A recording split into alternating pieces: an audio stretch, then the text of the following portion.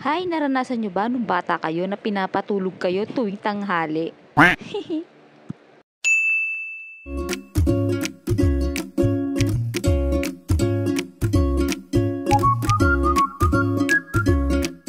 Oy bunso, matulog ka na. Natunawan ka na ng kinain mo tanghalian. Dali. Ha? Matutulog na naman? Ate, gusto ko pa maglaro. Ayokong pa matulog. Kaso, ayun nga, wala kang choice. Kaya matutulog ka kasi pag hindi ka natulog ay...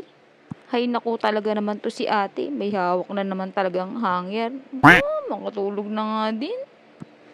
Ang mahiwagang hanger, isa ito sa kinatatakutan namin mga bata noon. Kasama na ang walis, tsinelas, patpat, at ang napakasakit na sinturon.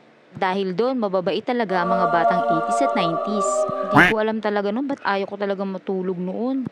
Ay, bilisan mo matulog baka mamaya mauna pa ako makatulog sa'yo ha? Bisa mo. At yun na nga, at gagawin ko na nga ang pinagbabawal na technique noon. Maya-maya matutulog na to si ate. Tatakasan ko siya. Huwag mo kong tatakasan ha. At yan, tulog na nga siya.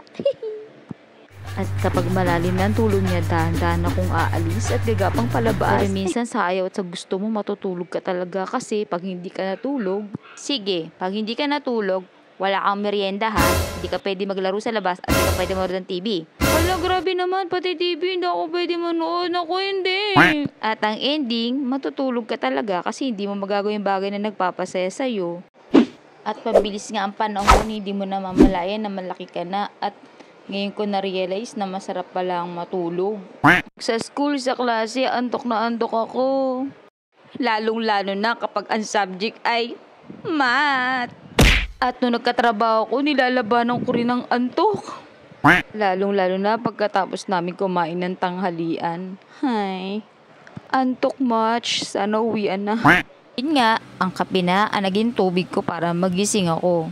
Pero, nagpalpitate naman ang puso ko. At nung naging nanay ako, dumating din sa point na talagang mapupuyat ako para bantayan ng baby ko. Kung pwede lang ibalikan ang nakaraan, ako susulitin ko lahat ng pagkakataon na pwede akong matulog.